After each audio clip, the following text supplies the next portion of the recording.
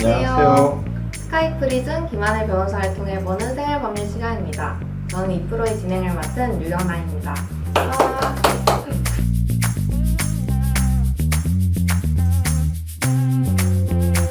김하늘 변호사님 안녕하세요. 안녕하세요. 오늘은 어떤 사건을 가지고 오셨나요? 네, 오늘은 제가 수임한 사건을 가지고 나온 것은 아니고 최근에 어느 변호사님이 학교폭력 피해 사건을 맡았는데 항소심 재판기일에 3회 불출석해서 1심에서 승소한 사건이 뒤집혔다고 언론에 배서 특필된 사건이 있잖아요. 네. 진행자님도 언론 보도 보셨죠? 네, 저도 봤어요. 뭔가 변호사님이 굉장히 잘못을 하신 것 같더라고요. 그런데 사실 쌍불이니 취하 간주니 하는 용어들이 너무 어려워서 좀 정확히 이해를 하지는 못했어요. 맞아요. 사실 쌍불이나 치아간주나 하는 그런 용어들이 일반인들에게는 매우 낯선 용어지요. 그래서 오늘은 이 사건의 소재로 당사자나 변호사가 재판기일에 법정에 출석하지 않으면 어떠한 불이익을 입게 되는지, 그에 대한 구제 방안이 있는지 이런 것에 대해 말씀을 드리려고 해요. 네, 그러시군요. 시청자분들도 매우 관심 있어 하실 것 같아요. 그럼 먼저 쌍불이라는 말이 무슨 말일까요? 뭔가 어감이 좋지는 않은데. 어감이 별로 좋지 않다. 그런데요. 쌍불은 쌍방불출석의 줄임말이에요. 원래 재판기일에는 쌍방 당사자가 모두 출석해서 공방을 벌이는 것이 원칙적인 모습이잖아요. 근데 사정에 따라서 원고가 출석하지 않거나 피고가 출석하지 않을 수도 있죠. 근데 법원에서 일부러 재판기일을 잡아서 당사자 쌍방에게 통지하고, 그러면 판사도 그에 대해서 준비를 하고 당사자나 변호사도 그 날짜에는 다른 일정을 비워두고 그 사건에 대해 재판 준비를 하잖아요.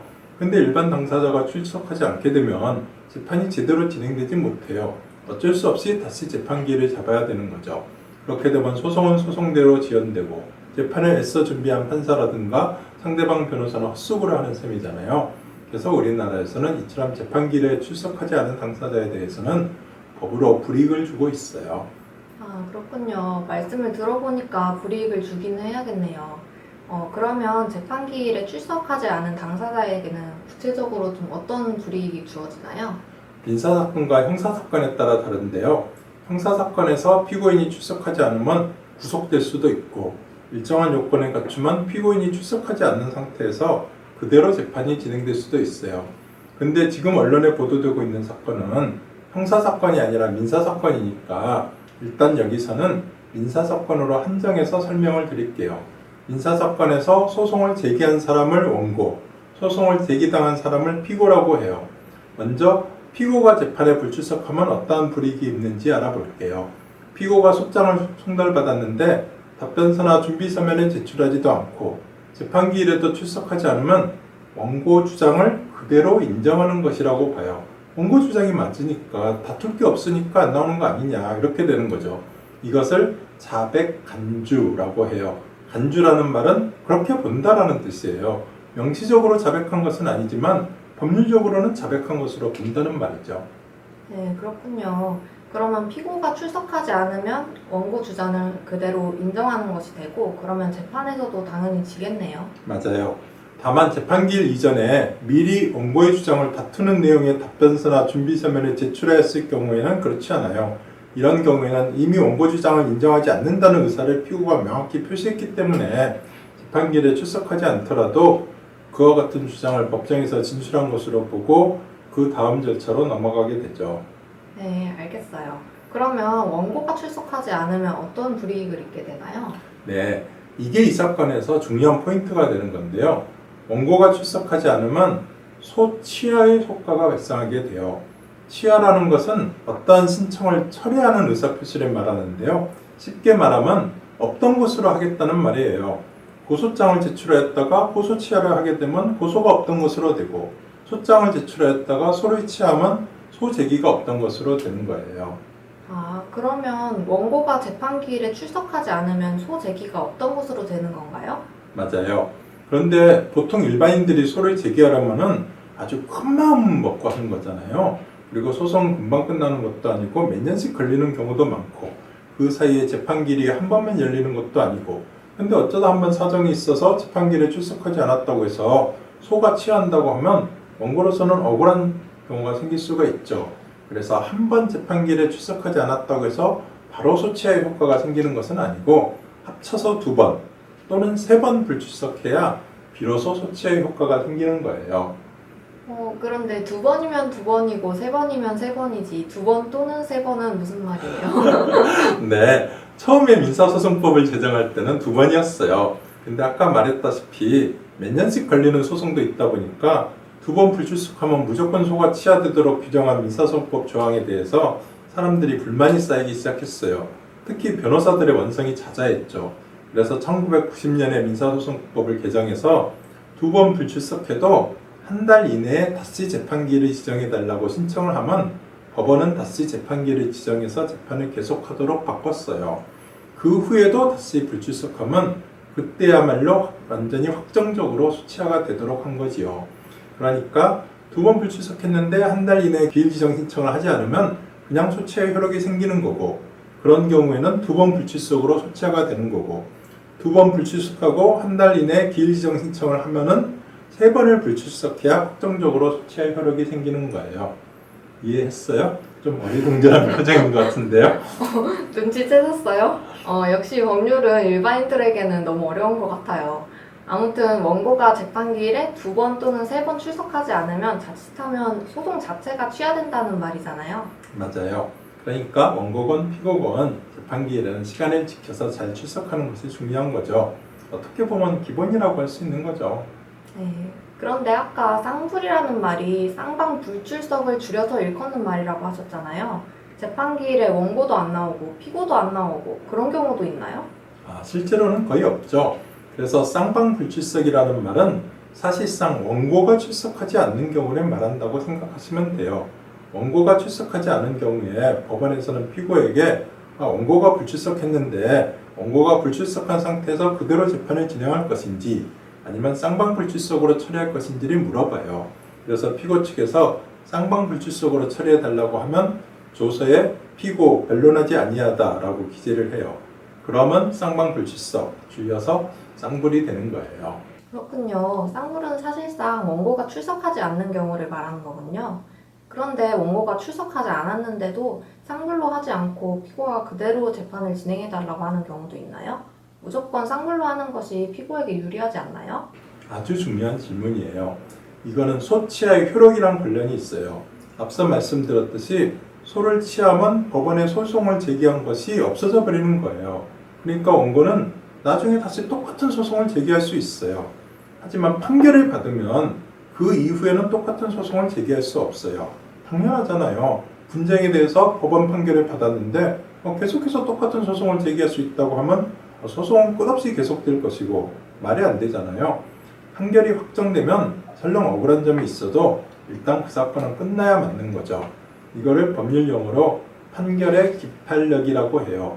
근데 판결을 받기 전에 소를 취하해버리면 거기에는 기판력이 인정되지 않아요. 아직 법원의 판결을 받지 않았으니까요.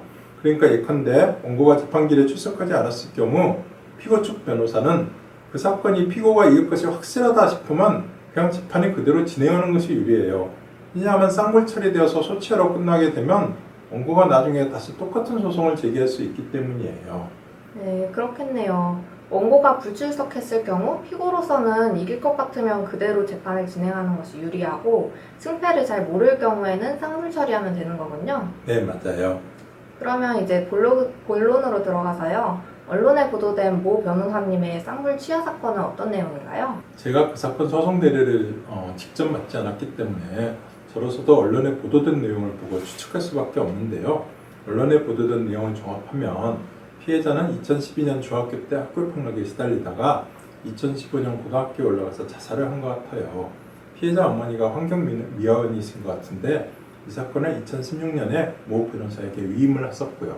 변호사가 학교폭력 가해자랑 학교법인 그리고 서울특별시까지 해서 30여 명을 피고로 해서 2016년에 손해배상 소송을 제기했던 것 같아요. 근데 재판이 진행되려면 피고들에게 소장이 송달되어야 되거든요. 피고들도 자신들에게 소송이 제기되었다는 사실을 알아야 하잖아요. 근데 이 사건은 피고가 30여 명이나 되고 변호사로서는 아마도 가해자들 주소나 인적사항을 정확히 알기 어려우니까 학교법인이나 구청, 통신사 등의 사실조회 같은 것을 하면서 피고의 인적사항을 특정하는 데에만도 엄청 시간이 걸렸을 거예요. 그런 우여곡절 끝에 2022년 1월에 1심 판결이 선고되었는데 한 명의 피고를 제외하고는 원고 패소 판결이 선고된 거예요. 언론 보도에 따르면 재판부는 피해자가 중학교 때 학교폭력을 당했다는 사실 자체는 인정했다고 하는데 그럼에도 손해배상 청구를 기각한 이유는 아마도 피해자가 고등학교에 올라가서 자살을 했잖아요. 중학교 때 이루어진 학교폭력과 고등학교 때 발생한 자살 사이에 인과관계가 없다고 판단한 것 같아요. 3년이라는 시간이 지났잖아요. 안타깝기는 하지만 그래서 1심에서 원고 청구가 기각되었던 거죠. 그렇군요. 그런데 피해자가 학교폭력으로 자살까지 했는데 인간관계가 없다고 판단하기에는 조금 납득이 가지 않는데요. 네, 충분히 그렇게 생각할 수 있어요. 일반인들이 생각하는 인과관계랑 법원에서 손해배상을 인정하기 위한 요건으로서의 인과관계가 조금 달라요. 예를 들어서 저는 강남에 살고 친구는 신촌에 사는데 저녁에 만나기로 했어요. 친구는 자기 집에서 가까운 신촌에서 만났으면 했는데 제가 고집을 부려서 강남에서 만나기로 했어요. 근데 친구가 저를 만나러 오다가 그만 교통사고를 당했어요. 그러면 제가 약속 장소를 굳이 강남으로 고집한 거랑 친구가 교통사고로 상해를 입은 거랑 인과관계가 있을까요?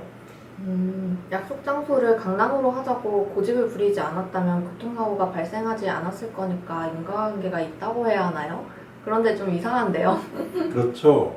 물론 말씀하신 것처럼 약속 장소를 강남이 아니라 신촌으로 정했다면 친구가 교통사고를 당하지 않았겠죠. 그러나 그렇다고 해서 법적으로 내가 친구의 교통사고의 원인을 제공했다 이렇게는 평가하지 않아요. 그래서 만일 이 경우에 친구가 내게 너 때문에 교통사고를 당했다라고 말하면서 손해배상 청구를 하더라도 법원에서는 인과관계를 인정하지 않고 청구를 기각하는 거죠. 법원에서 인정하는 인과관계를 상당 인과관계라고 하는데 그 의미를 정확히 설명드리기는 어렵지만 규범적으로 평가해서 원인과 결과 사이에 어떤 법적 책임을 지을 수 있는 인과관계가 인정되어야 한다. 이 정도로 이해하시면 될 것 같아요. 이 사건의 경우에 피해자가 학교폭력을 당한 것은 사실이라고 하더라도 3년이 지난 후에 자살을 했으니까 법원에서는 학교폭력과 자살 사이에 인과관계를 인정하기 어렵다고 판단을 한 거죠. 그렇게 된 거군요.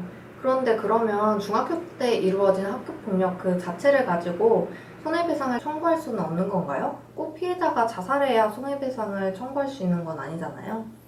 아주 예리한 지적이에요.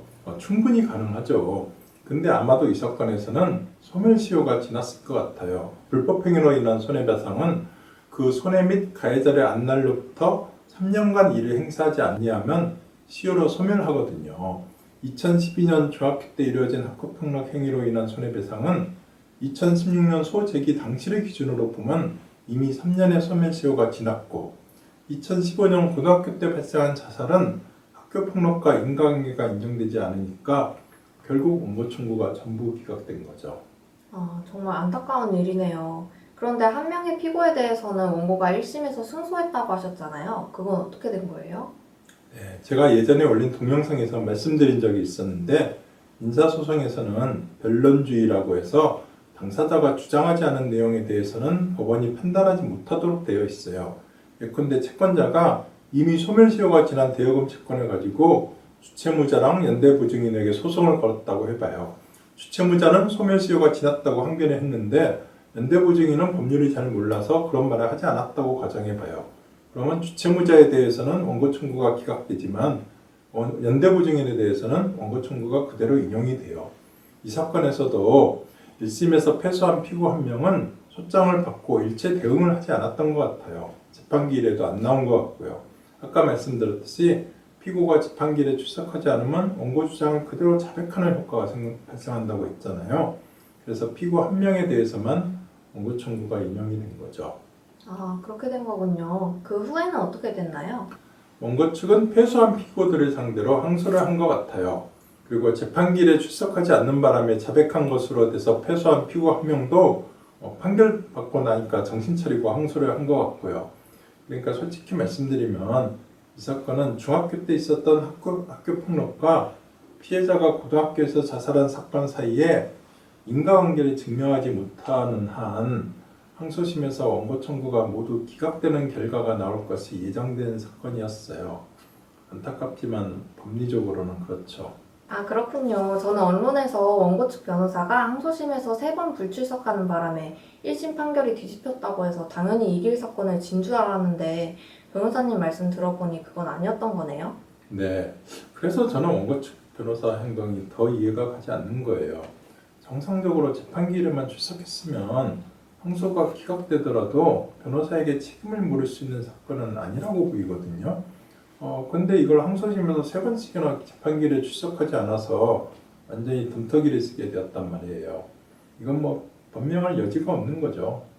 그렇군요. 그런데 아까 변호사님이 쌍불 처리되어서 소취하로 끝나게 되면 원고가 다시 똑같은 소송을 제기할 수 있다고 하셨잖아요. 그러면 이 사건에서도 다시 소송을 제기할 수 있는 거 아닌가요? 와, 우리 진행자님 완전 똑똑하시네요. 정말 예리한 질문이에요.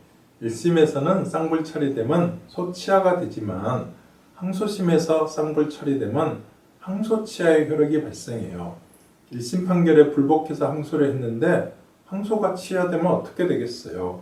치하라는 것은 아까 없던 것으로 되는 것이라고 했잖아요. 항소가 치하된다는 것은 항소하지 않았던 것으로 되는 거예요. 그러니까 1심 판결이 그대로 확정되는 거죠. 그래서 1심에서 쌍불 처리되면 다시 소송을 제기할 수 있지만 항소심에서 쌍불 처리되면 다시 소송을 제기할 수 없어요. 아, 그렇군요. 제가 그 후에 언론 보도를 살펴보니까 변협에서 해당 변호사님에 대해 징계 절차를 시작했다고 해요. 피해자 어머님도 그 변호사님을 상대로 2억 원의 손해배상 청구를 했다고 하시고요. 변호사님이 보시기에는 어떤 결과가 나올 것 같으세요? 징계 사유에는 해당하니까 징계는 피할 수 없을 거예요. 그렇지만 손해배상 청구는 좀 문제가 있어요. 이게 1심에서 이기긴 했지만 아까 말씀드렸듯이 그건 피고 한 명이 재판기일에 출석하지 않아서 이긴 거고 나머지 피고들에 대해서는 인과관계가 인정되지 않아서 전부 졌잖아요. 그러면 그 피고가 항소한 이상 1심에서 이긴 피고에 대해서도 항소심에서 패소할 가능성이 매우 높은 거죠. 그래서 저는 1심에서 이겼던 금액 자체가 손해배상금으로 인정되지는 않을 것이라고 봐요. 어차피 재판기일에 출석했더라도 질 가능성이 매우 높은 사건이었으니까요. 그래서 기껏해야 변호사의 성실 의무 불이행으로 인한 정신적 위자료 이 정도만 인정될 것이라고 봐요. 아마도 몇 천만 원 이상 인정되기는 힘들 거예요. 변호사님 말씀대로 된다면 피해자 어머님은 너무 억울하실 것 같은데요. 학교폭력은 인정되었는데 가해자들에 대한 손해배상 청구는 모두 기각되고 자기가 선임한 변호사가 불성실하게 소송 수행하는 것은 인정되었는데 기껏해야 위자료만 받게 되는 거잖아요. 네, 맞아요. 그래서 사실 저는 나중에 언론에서 이 사건을 어떻게 보도할까 두려워요. 팔은 안으로 굽는다더니 변호사를 상대로 소송하니까 가재는 개편이라고 판사도 변호사 편을 들어서 청구를 기각했다. 이렇게 프레임을 짜기에 너무 좋은 사건이잖아요. 알고 보면 그렇지 않은데요. 변호사님 말씀 잘 들었어요. 언론에 보도된 내용으로는 단순한 사건 같았는데 이렇게 직접 변호사님에게 들어보니까 그 안에 굉장히 많은 법률 상식이 숨겨져 있었네요. 아무튼 쌍불이나 치아 간주 같은 용어에 대해서도 이제 확실히 알겠고 소치아랑 항속치아의 차이점에 대해서도 확실히 알겠어요. 네, 일상적으로 흔히 사용되는 법률 용어지만 의외로 잘 모르고 있는 용어들이죠. 이 기회에 시청자분들도 확실히 이해하셨으면 좋겠네요. 네, 무엇보다도 재판 기일에는 반드시 출석해야겠네요. 그렇지 않으면 원고건 피고건 불이익이 크네요. 맞아요. 재판기일에는 꼭 출석해야 한다. 오늘 말씀드리는 가장 기본적인 법률 상식이 되겠네요. 물론 당사자나 변호사 둘 다 출석할 필요는 없고 변호사를 소송 대리인으로 선임하셨으면 변호사만 출석하면 됩니다. 그래도 이 사건 같은 경우도 생길 수 있으니까 변호사를 선임하셨더라도 소송이 어떻게 진행되고 있는지는 챙겨보셔야죠. 네, 오늘은 김하늘 변호사님을 모시고 최근 언론에 크게 보도된 모 변호사님의 쌍불 치아 사건을 소재로 재판 기일에 불출석하면 어떠한 불이익이 있는지 알아보았습니다. 김하늘 변호사님, 오늘도 좋은 말씀 감사합니다. 감사합니다. 다음에 뵙겠습니다.